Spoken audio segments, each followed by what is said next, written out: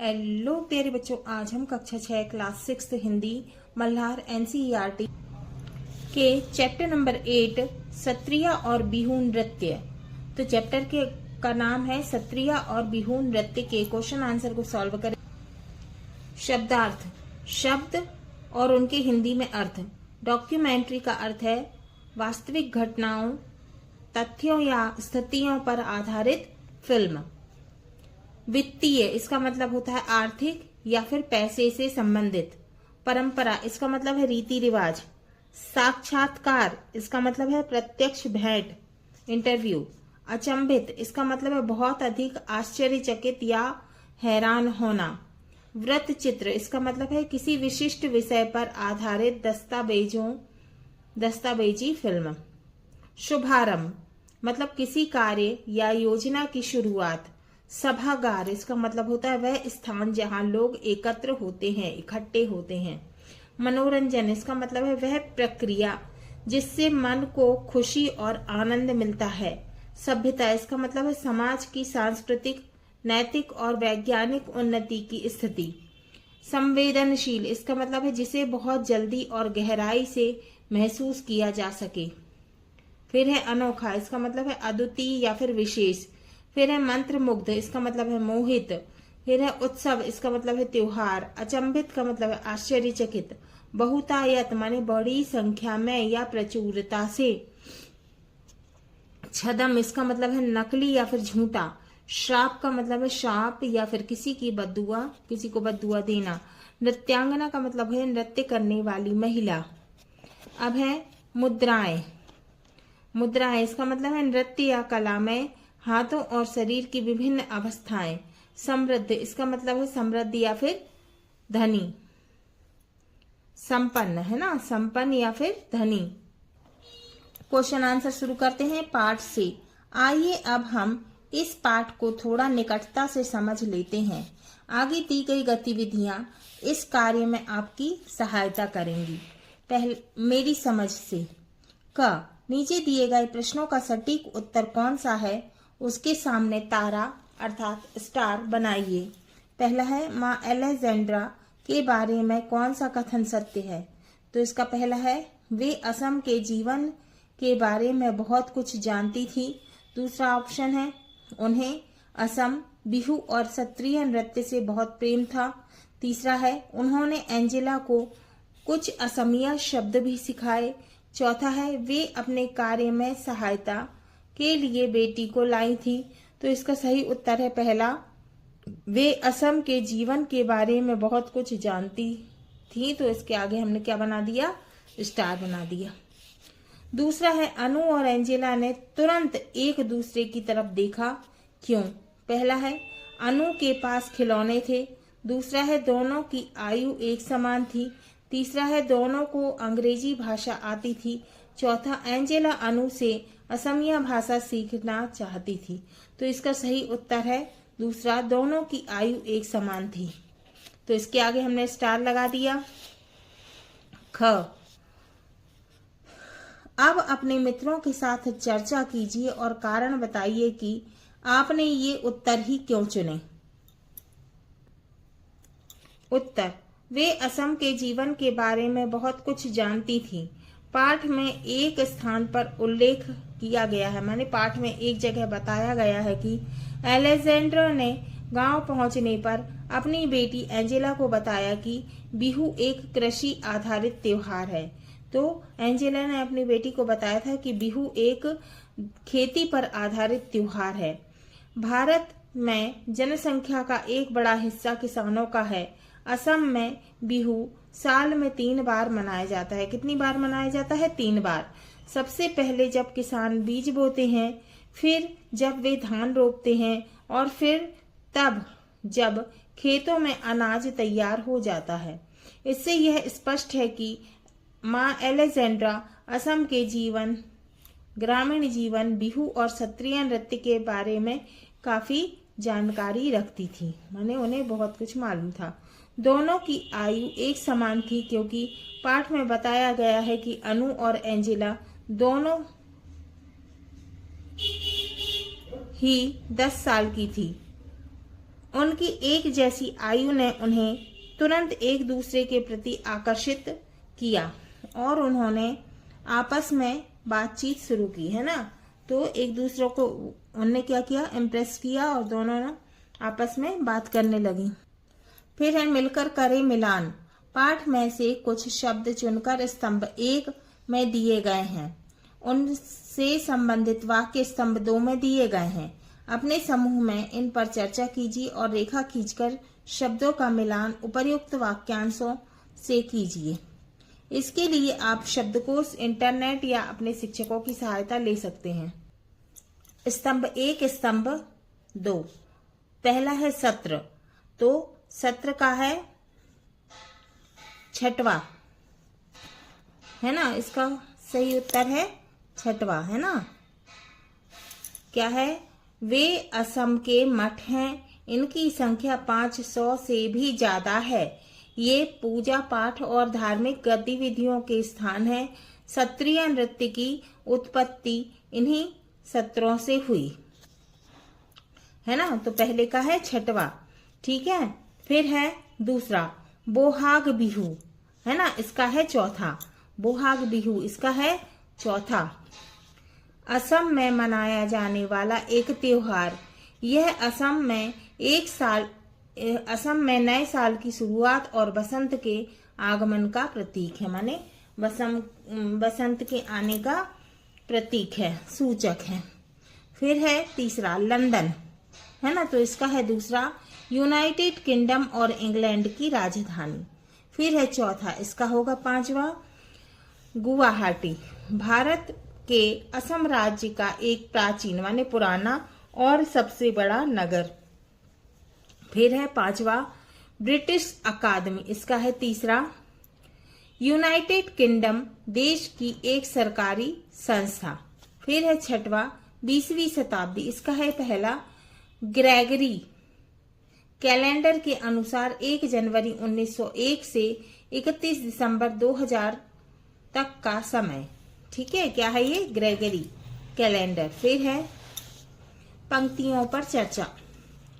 पाठ में से चुनकर कुछ पंक्तियां नीचे दी गई हैं, इन्हें ध्यान से पढ़िए और इन पर विचार कीजिए। क्या आपको इनका क्या अर्थ समझ में आया? अपने विचार अपनी कक्षा में साझा कीजिए और लिखिए।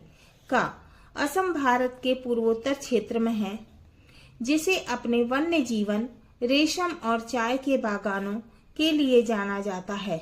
इसके साथ असम में नृत्य की भी एक समृद्ध परंपरा है, माने संपन्न परंपरा है, धनी परंपरा है ना, समृद्ध माने संपन्न। उत्तर है, प्रस्तुत पंक्तियों में असम के सांस्कृतिक और प्राकृतिक धरोहरों का वर्णन किया गया है। असम न केवल अपने सुंदर वन्य जीव अभयारण्यों, रेशम उत्पादन और चाय के बागानों के लिए प्रसिद्ध है, बल्कि यहाँ की नृत्य परंपराएं भी अत्यधिक समृद्ध और महत्वपूर्ण हैं। यह पंक्ति असम की सांस्कृतिक विविधता और प्राकृतिक सौंदर्य को दर्शाती। प्राकृतिक सौंदर्य माने प्रकृति की सुंदरता। इससे यह भी संकेत है कि असम की पहचान न केवल उसके प्राकृतिक संसाधनों से बल्कि उसकी सांस्कृतिक धरोहर, नृत्य परंपरा से भी होती है। फिर है ख, पूरी दुनिया की संस्कृतियों में लोक नृत्य और संगीत से अपनी भावनाओं को व्यक्त करते हैं। उत्तर है, प्रस्तुत पंक्ति का अर्थ है कि नृत्य और संगीत दुनिया भर में सभी संस्कृतियों का अभिन्न हिस्सा है। लोग अपने आनंद, दुख, प्यार और अन्य भावनाओं को व्यक्त करने के लिए माने और अन्य भावनाओं को बताने के लिए नृत्य और संगीत का सहारा लेते हैं। नृत्य और संगीत मानवता की सार्वभौमिक भाषा है, जो लोगों को भावनात्मक रूप से जोड़ने में सक्षम है। अब है सोच विचार के लिए। निबंध को एक बार फिर से पढ़िए और निम्नलिखित के बारे में पता लगाकर अपनी लेखन पुस्तिका में लिखिए। का एंजेला के मन में कई तरह के विचार चल रहे थे। उसके मन में कौन कौन से विचार चल रहे होंगे? तो इसका उत्तर है एंजेला के मन में कई तरह के विचार चल रहे थे, बहुत सारे विचार चल रहे थे। उसने सोचा कि बिहू जैसे उत्सव और नृत्य दोनों का एक ही नाम कैसे हो सकता है। उसे इस बात पर आश्चर्य हुआ, क्या संगीत और नृत्य केवल त्योहारों तक ही सीमित होते हैं? उसने माँ से यह भी पूछा कि क्या असम में लोग रोजमर्रा की जिंदगी में भी इस तरह से नृत्य और संगीत का आनंद लेते हैं, या फिर यह केवल विशेष अवसरों के लिए ही होता है। इन सब बातों से एंजेला के मन में असम की सांस्कृतिक परंपराओं को लेकर अनेक विचार आए होंगे। अब है खा, बिहू एक कृषि आधारित त्योहार है, कैसे? है ना, बिहू एक खेती पर आधारित है त्योहार है, कैसे? तो इसका उत्तर है बिहू एक कृषि आधारित त्योहार है, क्योंकि यह त्योहार असम के किसानों के जीवन और कृषि से गहराई से जुड़ा हुआ है। बिहू 3 बार मनाया जाता है। पहली बार जब किसान बीज बोते हैं, रोगाली बिहू। दूसरी बार जब वे धान रोपते हैं, भोगाली बिहू। और तीसरी बार जब खेतों में फसल तैयार हो जाती है, कोंगाली बिहू। इन तीनों अवसर पर किसान अपनी मेहनत और प्रकृति की कृपा का उत्सव मनाते हैं, त्योहार मनाते हैं। इस तरह बिहू असम की कृषि संस्कृति का एक महत्वपूर्ण हिस्सा है। फिर है ग। ऐसा लगता है कि भारत से जाने के बाद भी एंजेला के मन में असम ही छाया हुआ था। पाठ से इस कथन के समर्थन के लिए कुछ उदाहरण खोजकर लिखिए। तो इसका उत्तर है एंजेला के मन में असम से जुड़ी यादें इतनी गहरी थी कि भारत से जाने के बाद भी वह असम के नृत्यों, बिहू और सत्रिया के बारे में सोचती रही। वह चलते, खाना खाने और यहाँ तक कि खेलने के दौरान भी नृत्य करती थी। वापस लंदन जाने के बाद वह उन सभी रिकॉर्डिंग को देखती रही जो उसकी माँ ने रिकॉर्ड की थी। पूरे उत्साह के साथ, पूरे जोश के साथ वह असम की समृद्ध नृत्य परंपरा को याद करती रही। इसके अतिरिक्त उसने लंदन में अपनी कक्षा में भी असम के नृत्यों का प्रदर्शन किया, जिसे देखकर उसके सहपाठी माने उसके साथ पढ़ने वाले और टीचर, शिक्षक बहुत प्रभावित हुए। ये सभी उदाहरण यह दिखाते हैं कि एंजेला के मन में असम की गहरी छाप थी, जो भारत से जाने के बाद भी उसके साथ बनी रही।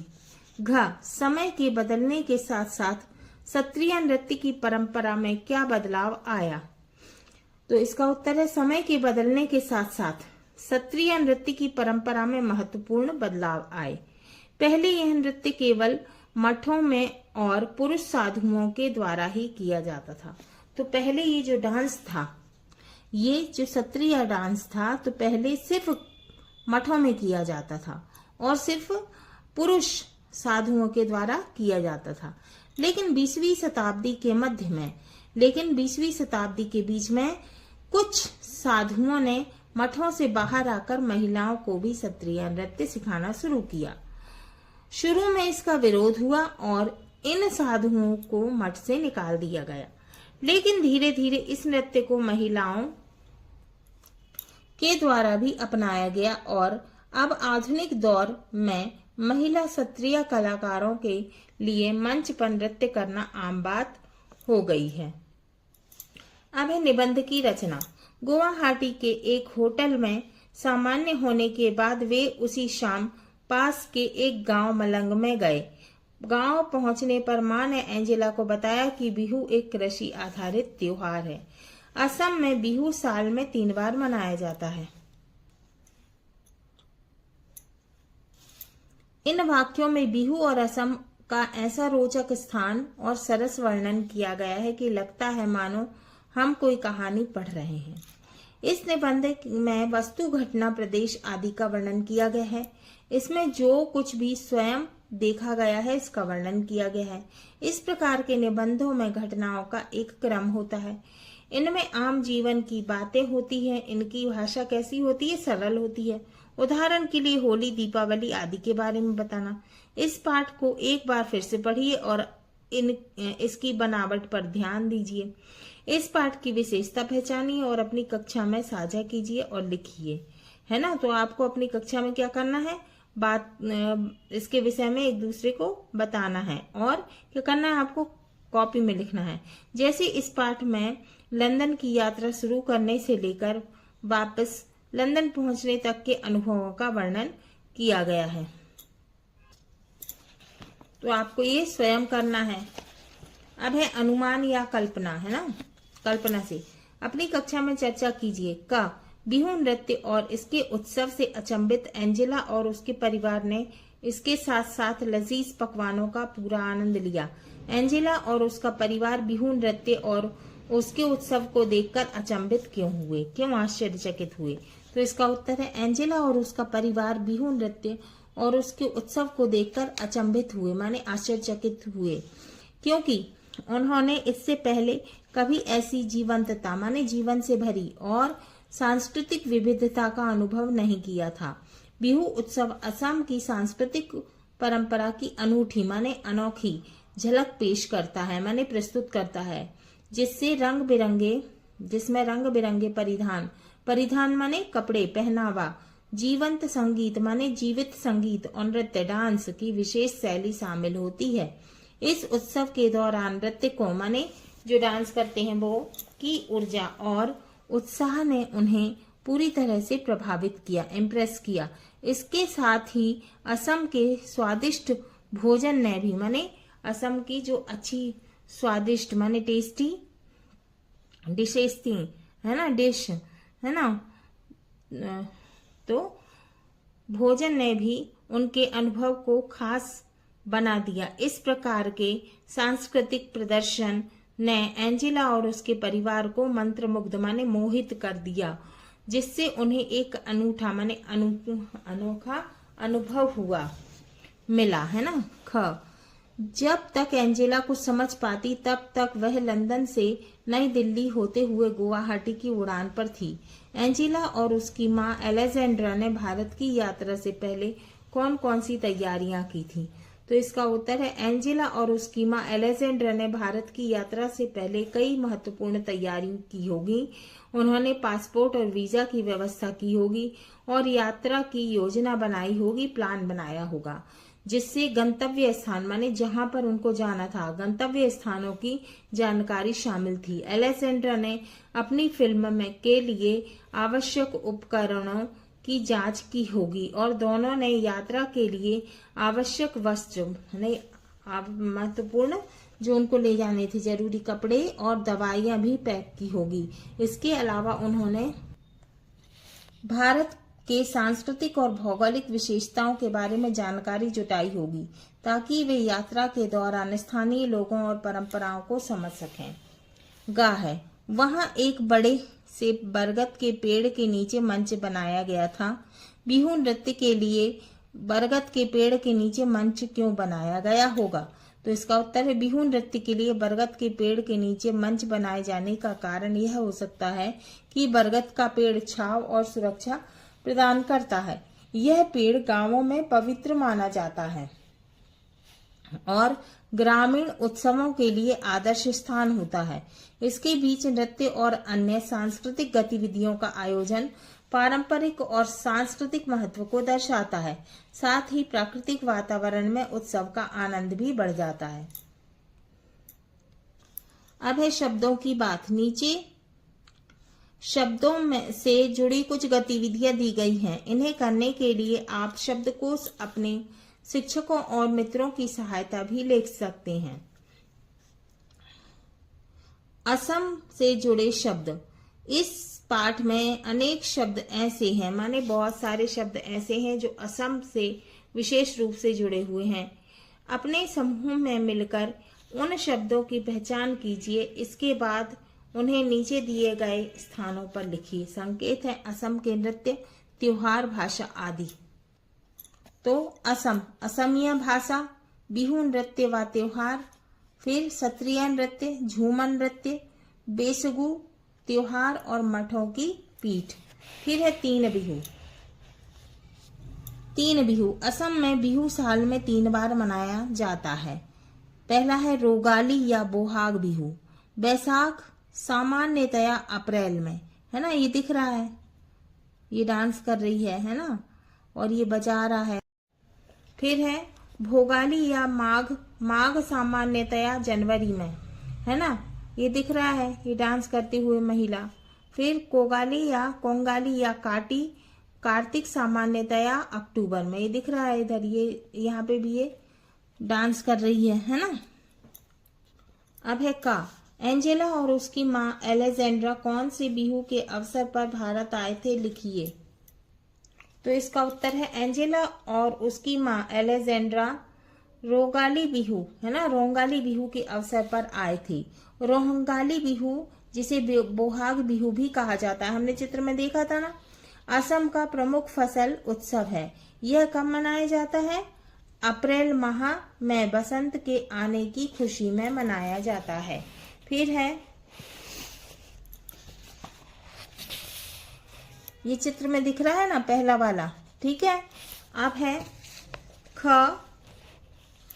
तीन बिहू के लिए लिखिए कि उस समय किसान खेतों में क्या क्या कर रहे होते हैं। उत्तर, असम में बिहू के 3 प्रमुख त्योहार है। पहला रोंगाली या बोहाग बिहू, बैसाख सामान्यतः अप्रैल में। इस समय किसान नए साल के स्वागत के साथ खेतों में बीज बोने की तैयारियां करते हैं। यह खेती का सबसे महत्वपूर्ण चरण होता है, जहां वे अपनी आगामी फसलों के लिए खेतों को तैयार करते हैं। फिर है दूसरा, भोगाली या माघ बिहू। माघ सामान्यतः जनवरी से। इस समय किसान अपनी फसल की कटाई कर लेते हैं। फसल कटाई के बाद यह समय फसलों के भंडारण और इसके बाद के भोज और उत्सव का होता है, त्योहार का होता है। त्योहार फसल के मौसम के अंत का प्रतीक है और आमतौर पर जनवरी में मनाया जाता है। फिर है तीसरा, कोंगाली या काटी बिहू। कार्तिक सामान्यतः अक्टूबर में। काटी बिहू के समय किसान धान के पौधों की देखभाल करते हैं और पौधों की सुरक्षा के लिए दीप जलाते हैं। कोंगाली बिहू अच्छी फसल के लिए प्रार्थनाओं से जुड़ा है। यह अक्टूबर माह में मनाया जाता है। अब है पाठ से आगे आपकी बात। अपने समूह में चर्चा कीजिए कि रीना आंटी की एक बिटिया थी, अनु। बिटिया का अर्थ है बेटी। बेटी को प्यार से बुलाने के लिए और स्नेह जताने के लिए, माने प्यार जताने के लिए, बिटिया शब्द का प्रयोग भी किया जाता है। बिटिया जैसा ही एक अन्य शब्द बिट्टो है ना, क्या है? बिट्टो भी है। आपके घर में आपको प्यार से किन किन नामों से पुकारा जाता है? तो आपके घर में आपको किस नाम से पुकारा जाता है, ये बताना है आपको, किन किन नामों से पुकारा जाता है। फिर खा, आपके नाम का क्या अर्थ है? आपका नाम किसने रखा, पता करके बताइए। ठीक है, तो जैसे कि किसी का नाम हो गया सुमन, क्या नाम रख दिया? सुमन। सुमन, सुमन का माने क्या होता है? फूल, है ना, फूल, फूल और कुसुम। ठीक है, तो कोई भी रख सकता है, जैसे किसी की बुआ ने रख दिया, वो बताना है ना। किसी की मम्मी ने रख दिया, पापा ने रख दिया, तो वो बताना है कि आपका नाम किसने रखा है। आपके नाम का क्या अर्थ है? जैसे किसी का नाम है सुमन, तो इसका अर्थ क्या हो गया? फूल। ठीक है। ग, वे एक साथ खेल रहे थे। आप कौन कौन से खेल अपने मित्रों के साथ खेलते हैं, बताइए। ठीक है, तो आप कौन कौन से खेल खेलते हैं? जैसे लूडो, है ना, शतरंज, चेस, और क्या? और जैसे कि छुपा छुपाई भी खेलते हैं, है ना। और क्या खेलते हैं? स्नेक एंड लैडर भी खेलते हैं, है ना। तो आप कौन कौन से खेल खेलते हैं अपने दोस्तों के साथ, फ्रेंड्स के साथ, वो लिखना है। घा, असम में नृत्य की एक समृद्ध परंपरा है। आपने इस पाठ में बिहू और सत्रीय नृत्यों के बारे में तो पढ़ा है। आपके प्रांत में कौन कौन से नृत्य प्रसिद्ध हैं? आपको कौन सा नृत्य करना पसंद है? ठीक है, तो हमारे प्रांत में उत्तर लिखेंगे। तो घा है, असम में नृत्य की भी एक समृद्ध परंपरा है।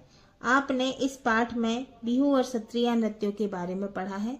आपके प्रांत में कौन कौन से नृत्य प्रसिद्ध हैं? आपको कौन सा नृत्य करना पसंद है? तो मध्य प्रदेश में कौन कौन से है ना? हमारे प्रांत मध्य प्रदेश में है, गणगौर होता है, राई, मटकी, बधाई और काठी। ठीक है, तो हमें कौन सा पसंद है? हमें है गणगौर। गणगौर नृत्य करना पसंद है ना? तो हमें कौन सा नृत्य करना पसंद है? मुझे तो जो है वो गणगौर पसंद है। आपको जो पसंद है आप लिख सकते हो। पूर्वोत्तर की यात्रा। असम भारत के पूर्वोत्तर भाग में स्थित है। असम के अतिरिक्त पूर्वोत्तर भारत में 7 अन्य राज्य भी हैं। आपको अवसर मिले तो इनमें से किसी राज्य की यात्रा कीजिए। 8 राज्यों के नाम हैं: अरुणाचल प्रदेश, सिक्किम, मिजोरम, मेघालय, त्रिपुरा, नागालैंड, मणिपुर और असम। Time machine. उसे ऐसा लग रहा था जैसे वह आश्चर्यजनक रूप से किसी टाइम मशीन में आकर बैठ गई हो। क्या आपने पहले कभी टाइम मशीन का नाम सुना है? टाइम मशीन ऐसी काल्पनिक मशीन है जिसमें बैठकर बीते हुए या आने वाले समय की दुनिया में पहुंचा जा सकता है। टाइम मशीन को अभी तक बनाया नहीं जा सका है, लेकिन अनेक लेखकों ने टाइम मशीन के बारे में कहानियां लिखी हैं। अनेक फिल्मकारों ने इसके बारे में फिल्म बनाई हैं। यदि आपको टाइम मशीन मिल जाए तो आप उसमें बैठकर कौन से समय में और कौन से स्थान पर जाना चाहेंगे और क्यों? तो इसका उत्तर है, यदि मुझे टाइम मशीन मिल जाए तो मैं प्राचीन भारत के समय में जाना चाहूंगा या चाहूंगी। लगभग तक्षशिला विश्वविद्यालय के दौरान। मैं वहां इसलिए जाना चाहूंगा या चाहूंगी क्योंकि उस समय भारत ज्ञान, शिक्षा और संस्कृति का सबसे बड़ा केंद्र था। वहां देश विदेश से छात्र पढ़ने आते थे और गुरुकुल पद्धति में बहुत अनुशासन और श्रेष्ठ माने अच्छी शिक्षा दी जाती थी। मैं देखना चाहता हूँ या चाहती हूँ कि उस समय गुरु और शिष्य किस तरह अध्ययन करते थे, किस तरह बिना आधुनिक तकनीक के भी लोग इतना गहरा ज्ञान प्राप्त कर लेते थे। मुझे उस समय के रीति रिवाज और रहन सहन को जानना है, इसलिए मुझे उस स्थान पर जाना है। मैं इसलिए उस समय और स्थान पर जाना चाहूंगा क्योंकि मुझे लगता है कुछ घटना के पीछे कुछ न कुछ छुपा रहता है और प्राचीन भारत के पीछे छुपा ज्ञान और संस्कृति आज भी हमें बहुत कुछ सिखा सकती है। है, यदि आपको यदि कोई ऐसी वस्तु बनाने का अवसर मिले जो अभी तक नहीं बनाई गई है तो आप क्या बनाएंगे और क्यों बनाएंगे?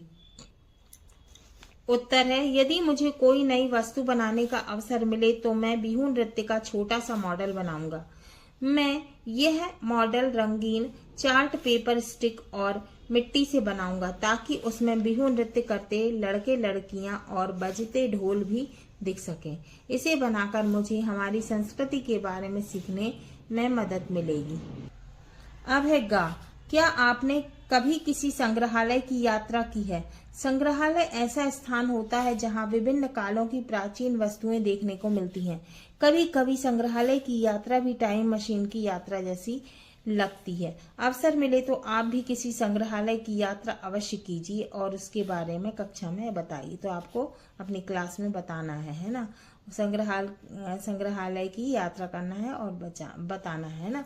किसकी? म्यूजियम की। ठीक है, अब वहाँ क्या क्या चीजें रहती हैं जो आप बता सकते हो? जैसे कि कई मूर्तियां रहती हैं, सिक्के रहते हैं और कई तरह के खिलौने होते हैं, है ना? और जेवर वगैरह वहाँ रखे होते हैं। सुरक्षित चीजें है ना, जो पुराने जमाने की रहती हैं वो सुरक्षित चीजें वहां रखी रहती हैं। तो आपको बताना है कि आपने वहां क्या देखा है ना? चलो, कहाँ बताना है? कक्षा में। ठीक है, खिलौने विभिन्न प्रकार के। एंजेला को अनु के खिलौने बहुत अच्छे लगे जो थोड़े अलग तरह के थे। का अनु के खिलौने कैसे थे? लंदन में एंजेला के खिलौने कैसे रहे होंगे? तो इसका उत्तर है अनु के खिलौने असम की स्थानीय संस्कृति और परंपरा से जुड़े हुए थे। इनमें गुड़िया, लकड़ी के खिलौने और नारियल की जटा से बने घर शामिल थे। ये खिलौने प्राकृतिक सामग्रियों से बने होते थे और साधारण लेकिन अनोखे थे और स्थानीय कारीगरों की कला और कौशल को दर्शाते हैं। इनमें एक अलग ही आकर्षण था जो एंजेला के लिए नया और रोचक था। अब है लंदन में एंजेला के खिलौने आधुनिक और तकनीकी हो सकते थे, जैसे इलेक्ट्रॉनिक खिलौने, प्लास्टिक से बने खिलौने और वर्चुअल गेम्स। लंदन की संस्कृति और शहरी जीवन शैली के अनुरूप उनके खिलौने आमतौर पर बाजार में उपलब्ध होते होंगे। ये खिलौने ज्यादा चमकदार, आकर्षक और शायद अधिक जटिल होते होंगे, लेकिन वे स्थानीय संस्कृति से जुड़े नहीं होते जैसे कि अनु के खिलौने थे। आप घर में कौन कौन से खिलौनों से खेलते रहे हैं, उनके नाम बताइए। तो कौन कौन से खिलौने से खेलते हैं, है ना? कई बच्चे चेस से खेलते हैं, है ना, शतरंज से खेलते हैं, है ना, और लूडो खेलते हैं, है ना, और भी कई तरह के खिलौनों से खेलते हैं। तो उसके आपको नाम लिखना है। भारत में प्रत्येक प्रांत में हाथ से बच्चों के अनोखे खिलौने बनाए जाते हैं। आपके यहाँ बच्चों के लिए हाथ से बने कौन कौन से खिलौने मिलते हैं? उत्तर है हमारे यहाँ लकड़ी के ट्रैक्टर, कार और लकड़ी के बहुत सारे खिलौने मिलते हैं, है ना, और मिट्टी के कई तरह के खिलौने भी मिलते हैं, जैसे मिट्टी के खिलौने में गुड्डे और गुड़िया, है ना, और भी कई तरह के खिलौने मिलते हैं, वो आपको लिखना है। पत्र का मान लीजिए आप एंजेला हैं, आप लंदन लौट चुकी हैं और आपको भारत की बहुत याद आ रही है। अपनी सखी अनु को पत्र लिखकर बताइए कि आपको कैसा अनुभव हो रहा है। उत्तर, प्रिय सहेली अनु, नमस्ते, कैसी हो? लंदन लौटने के बाद मैं एक अलग ही दुनिया महसूस कर रही हूँ। भारत की वो रंग बिरंगी गलियां और तुम्हारे साथ बिताए हुए पल मुझे हर रोज याद आते हैं। वहाँ की जीवन शैली, लोगों की सादगी और तुम्हारे अनोखे खिलौने मेरी यादों में बसे हुए हैं। तुम्हारे खिलौने सचमुच बहुत खास थे। वे न केवल सुंदर थे बल्कि उनमें उनके पीछे की सोच और रचनात्मकता ने मुझे प्रभावित किया। यहाँ के खिलौने मेरे लिए इतने खास नहीं हैं। मैं अक्सर उन दिनों के बारे में सोचती हूँ जब हम साथ घूमते थे, खेलते थे। हम दोनों जब साथ में सत्रिय नृत्य देखने गए थे, वह अनुभव मेरे लिए अविस्मरणीय, माने मैं भुला नहीं सकती। ठीक है। सत्रिय नृत्य की वो अद्भुत प्रस्तुति जिसमें जय विजय की कहानी की जीवंत होते देखा, आज भी मेरी आंखों के सामने घूमती हैं। नृत्यांगनाओं की अद्भुत मुद्राएं और उनके हर भाव में छिपी कला ने मेरे दिल को गहराई से छू लिया। मैं आज भी उस नृत्य की सुंदरता और उसकी पारंपरिकता को महसूस कर रही हूँ। तुम्हारे साथ बिताए गए वो पल मेरे लिए बहुत खास हैं और वे हमेशा मेरी यादों में ताजा रहेंगे। मैं जल्द ही तुमसे मिलने की उम्मीद करती हूँ ताकि हम फिर से साथ में हंस सकें, खेल सकें और नई यादें बना सकें। तुम्हारी प्यारी सहेली एंजेला। अब है आप जानते होंगे कि पत्र लिखने के लिए आवश्यक सामग्री जैसे पोस्ट कार्ड, अंतर्देशीय लिफाफे आदि डाकघर से खरीदे जा सकते हैं। संभव हो तो आप भी अपने घर के पास के डाकघर में जाइए और एक पोस्ट कार्ड खरीदकर पत्र लिखने के लिए उसका उपयोग करें। तो ये आपको करना है। क्या आपने कभी डाक टिकट देखा है? संसार के सभी देश डाक टिकट जारी करते हैं। भारत का डाक विभाग भी समय समय पर डाक टिकट जारी करता है। डाक टिकट किसी देश की संस्कृति के बारे में महत्वपूर्ण जानकारी भी उपलब्ध कराते हैं। इसलिए अनेक लोग देश विदेश के डाक टिकटों को एकत्रित माने इकट्ठा करते हैं, पसंद करते हैं। नीचे भारत के विभिन्न लेखकों के सम्मान में जारी किए गए कुछ डाक टिकटों के चित्र भी दिए गए हैं, इन्हें ध्यान से देखिए। तो ये देखना है आपको, है ना। ये देखिए, ये डाक टिकट है ना। तो आपको क्या करना है, ये इधर भी है डाक टिकट, है ना। तो पहला क्वेश्चन है, आपको इनमें से कौन सा टिकट, डाक टिकट सबसे अच्छा लगा और क्यों, है ना। तो ये आपको बताना है। और खा, डाक टिकटों पर लेखकों के बारे में कौन कौन सी जानकारी दी गई है। तो इसका उत्तर है, टिकटों पर लेखकों की तस्वीर के साथ साथ उनके नाम, जन्म और मृत्यु की तिथियां और कभी कभी उनके साहित्य योगदान का उल्लेख किया गया है। उदाहरण के लिए महादेवी वर्मा के डाक टिकट पर उनकी छवि के साथ उनका नाम और उनके महत्वपूर्ण साहित्यिक योगदान का संकेत दिया गया है। अब पहले वाले क्वेश्चन का आंसर, मुझे महादेवी वर्मा का डाक टिकट अच्छा लगा, है ना। क्यों अच्छा लगा, वे एक अच्छी लेखिका थी। और आपको जो कुछ भी अच्छा लगा हो जिसके बारे में आप वो लिख सकते हैं।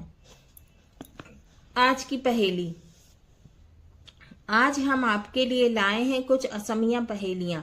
हो सकता है इनमें से कुछ पहेलियों को पढ़कर आपको लगे, अरे ये पहेली तो मेरे घर पर भी बूझी जाती हैं।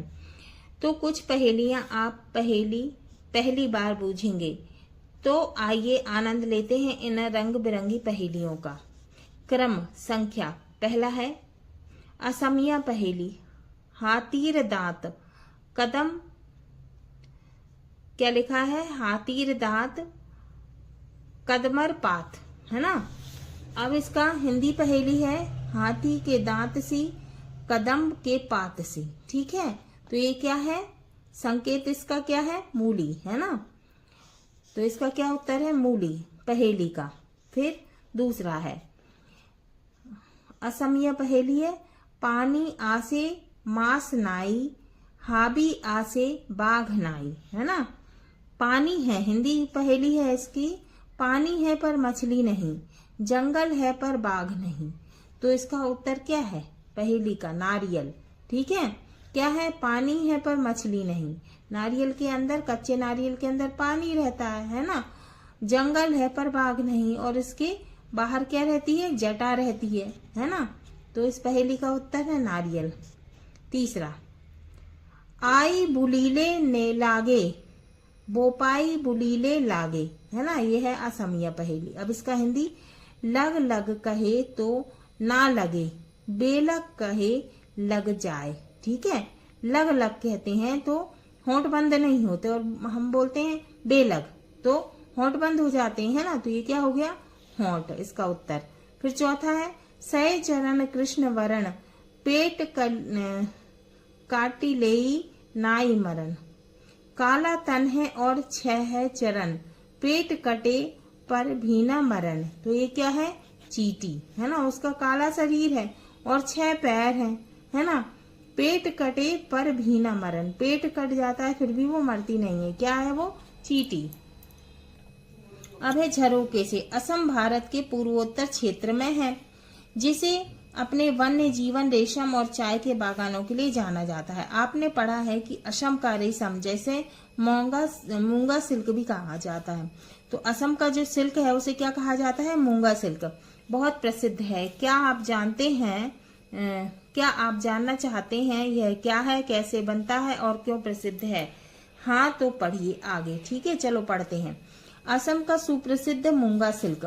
कुछ वर्ष पूर्व मेरी नियुक्ति गुवाहाटी हवाई अड्डे पर हुई थी।